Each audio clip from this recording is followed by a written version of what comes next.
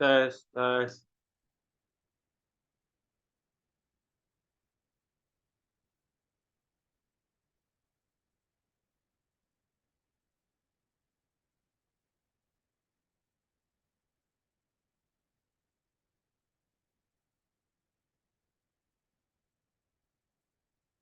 Baik, kita kan perkenalkan nama saya Yogi Kurniawan Ramadana dengan NIM 032111133082. Nah, di sini saya akan mempresentasikan mengenai proses pembubaran dan likuidasi perseroan terbatas. Nah, sebelum kita masuk ke prosesnya, kita harus mengetahui terlebih dahulu alasan mengapa perseroan terbatas ini dibubarkan. Berdasarkan pasal 142 Undang-Undang Perseroan Terbatas, perseroan terbatas dapat dibubarkan dengan alasan berdasarkan ketentuan RUPS. Lalu yang kedua, karena jangka waktu berdirinya perseroan yang ditetapkan dalam anggaran dasar telah berakhir, lalu berdasarkan penetapan pengadilan.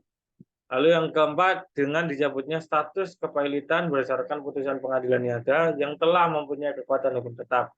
Harta pailit perseroan tidak cukup untuk membayar biaya kepailitan.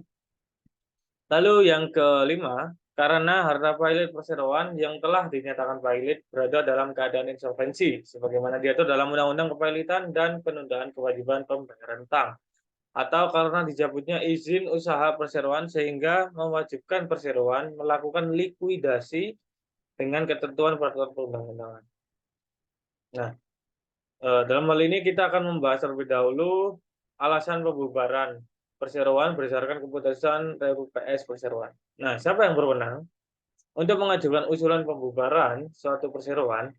Pihak yang dapat mengajukan usul pembubaran perseroan kepada RUPS adalah direksi, dewan komisaris, atau satu pemegang saham atau lebih yang mewakili paling sedikit 1/10 bagian dari jumlah yang memiliki hak suara, saham dengan hak suara. Lalu kita berlanjut ke syarat formil dilaksanakan RUPS. Nah, syarat formil dilaksanakan RUPS ini adalah salah satu agendanya adalah pembubaran perseroan dilakukan dengan quorum kehadiran sebesar 3/4 bagian saham dan persetujuan pengambilan keputusan oleh minimal 3/4 bagian saham dari jumlah keseluruhan saham dengan hak suara. Pembubaran perseroan yang didasarkan oleh keputusan RUPS dimulai sejak ditetapkannya keputusan RUPS.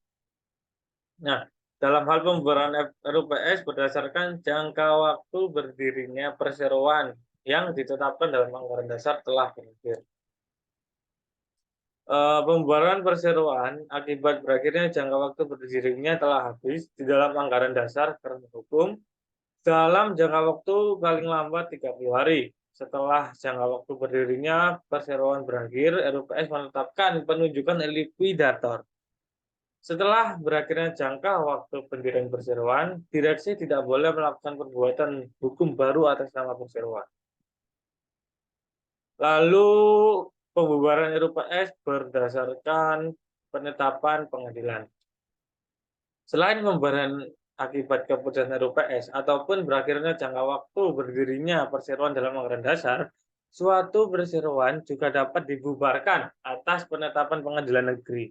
Adapun pihak-pihak yang dapat melakukan permohonan adalah sebagai berikut. Yang pertama adalah kejaksaan dengan alasan perseroan tersebut telah melanggar kepentingan umum atau melakukan perbuatan yang melanggar undang-undang. Lalu yang kedua adalah pihak yang berkepentingan dengan alasan adanya cacat hukum dalam akte pendiriannya. Lalu yang ketiga adalah pemegang saham, direksi atau dewan komisaris dengan alasan perseroan tersebut tidak mungkin untuk dilanjutkan usahanya. Nah, alasan tersebut dijelaskan antara lain perseroan terbatas tidak melakukan kegiatan usaha atau nonaktif selama 3 tahun atau lebih yang dibuktikan dengan surat pemberitahuan yang disampaikan kepada instansi pajak. Lalu yang kedua, dalam hal sebagian besar pemegang saham sudah tidak diketahui alamatnya walaupun telah dipanggil melalui iklan dalam surat kabar sehingga tidak dapat dilakukan RUPS. Dalam hal pertimbangan demikian, pemilik saham dalam perseroan demikian rupa sehingga RUPS tidak dapat mengambil keputusannya yang sah. Misalnya, Dua kubu pemegang saham memiliki masing-masing saham, atau kekayaan perseroan telah berkurang sedemikian rupa sehingga dengan kekayaan yang ada, perseroan tidak mungkin lagi menjalankan kegiatan usahanya. Nah, setelah kita mengetahui mengapa alasan atau mengapa perseroan ini dibubarkan, kita lanjut ke proses likuidasi dari perseroan ini. Nah, berdasarkan pasal 142 ayat 1 Undang-Undang Perseroan Terbatas, pembubaran perseroan terbatas wajib diikuti dengan likuidasi. Sementara itu, likuidasi perseroan terbatas dilakukan oleh likuidator atau kurator, baik berdasarkan keputusan RUPS maupun penetapan pengadilan. Nah, berdasarkan penjelasan pasal 147 ayat 2 Undang-Undang PT menyebutkan bahwa perhitungan jangka waktu 30 hari untuk memberitahukan kepada kreditor dan menteri dimulai sejak tanggal pembubaran oleh RUPS dalam hal perseroan dibubarkan oleh RUPS atau pada saat penetapan pengadilan oleh pengadilan telah memperoleh kekuatan hukum tetap dalam hal perseroan dibubarkan berdasarkan penetapan pengadilan.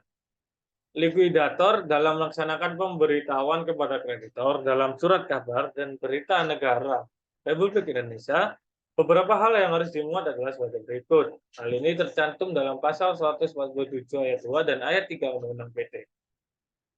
Nah, yang pertama adalah pembubaran perseroan dan dasar hukumnya, nama dan alamat likuidator. Lalu yang ketiga, tata cara pengujian tagihan. Lalu yang keempat, yang terakhir, jangka waktu pengajuan tagihan. Lalu kita masuk ke proses likuidasi perseroan terbatas tahap kedua, yaitu kewajiban likuidator. Apa aja sih kewajiban dari likuidator? Kewajiban likuidator tercantum pada pasal 149 ayat 1 Undang-Undang PT. Likuidator berkewajiban untuk pencatatan dan pengumpulan kekayaan utang perseroan. Lalu yang kedua, pengumuman dalam surat kabar dan berita negara Republik Indonesia mengenai rencana pembagian kekayaan hasil likuidasi. Lalu pembayaran sisa kekayaan hasil likuidasi kepada pemegang saham. Lalu tindakan lain yang perlu dilakukan dalam pelaksanaan pembayaran kekayaan.